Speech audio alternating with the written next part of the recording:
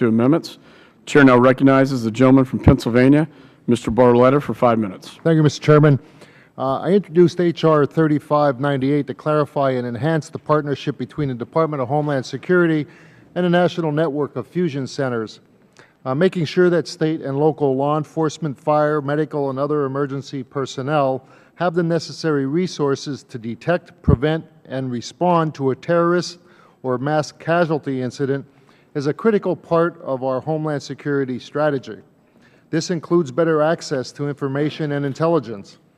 After the 9/11 attacks, state and local governments created fusion centers as a way to share federal Homeland Security information to state and local law enforcement, as well as fuse state and locally collected information with federal intelligence.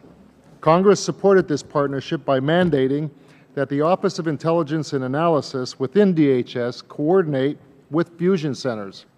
As a former mayor, I know the importance of sharing information between local, state, and federal agencies. I've seen this problem firsthand and know that more can be done to help our local law enforcement get the support they need from the federal government. This bill is one small step to make the fusion centers a better resource for the people who know our communities the best, our local law enforcement officers. While significant progress has been made in this area since 9/11, there continues to be challenges, including making sure first responders have access to vital information, improving access to information and personnel within DHS, and holding DHS accountable for this critical mission. The bill before us addresses these issues in several ways. The first 8 responsibilities listed in the legislation addresses how information is shared with state and local stakeholders.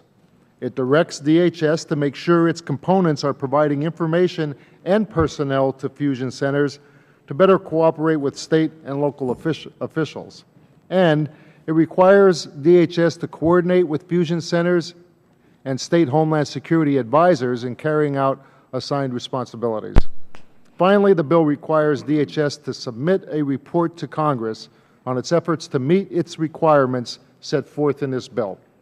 The relationship between state and local fusion centers and the federal government needs to be a partnership, and that partnership must expand to include jurisdictions in nearby communities.